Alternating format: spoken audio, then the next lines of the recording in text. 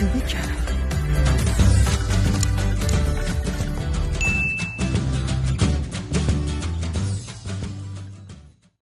Hi guys, hello everyone. Good afternoon to all of you guys. Yes. Guys, meron akong kajuwit si Doc. So guys, pakinggan natin about sa may mga kidney disease.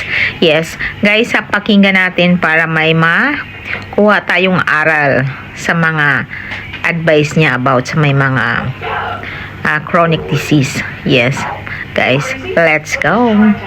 Kung ayaw mong matusukan ng dalawang malalaking karayom at umupo ng 4 na oras, 3 beses isang linggo, habang nakakabit sa machine, makinig ka. Yan ang buhay ng pasyenteng may end-stage kidney disease. Dialysis yan. Kung tinatamad kang uminom ng tubig ngayon, baguhin mo na. Dahil kapag may CKD ka na o chronic kidney disease, 1 litro na lang ang pwede mong inumin sa bawat araw. Minsan less pa. Kasama na dito ang sabaw, ang kape, ang tsaa, lahat-lahat na. Kaya tigilan mo na yung kainom mo ng soft drinks. Bawasan or itigil ang alak. Bawal na din ang high-protein diet katulad ng mga karne. Hindi na kasi ito kayang i-filter ng kidneys natin, lalo na yung mga protein waste. Lahat kailangan may sukat, may bantay, may limit. Hindi rin pwedeng basta kumain ng mga prutas at mga gulay, lalo na kung mataas ito sa potassium at phosphorus, tulad ng saging, avocado, chocolates, na kailangan mo na talagang iwasan or kontrolado ang dami. Madalas sinasabi ng mga CKD patients natin na ang higpit naman ng pagkain, lagi na lang walang lasa.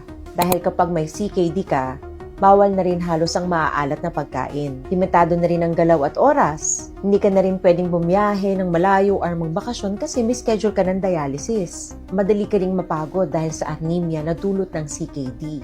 Bawal na din ang magpuyat kasi hindi maganda ito sa kidneys at pwede magpalala ng hypertension or high blood.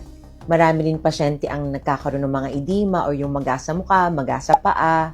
Minsan lumalaki yung tiyan nila, hinihingal sila, tapos meron silang mga pangangati sa kanilang mga balat, nagkakaroon sila ng mga rashes, at pati emotional na pagod at depression. Kahit po pain relievers, hindi tayo basta-basta pwedeng uminom, katulad ng mga NSAIDs na mefenamic acid, ibuprofen, at lalo na yung mga herbal supplements na syempre wala namang payo ng inyong doktor.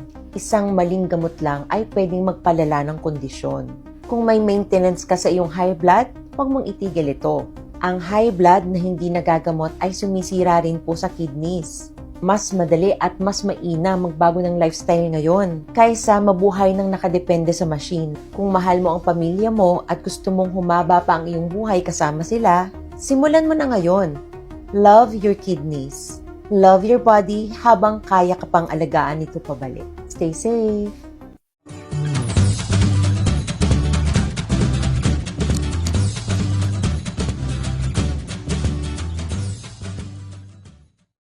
Thank you for watching.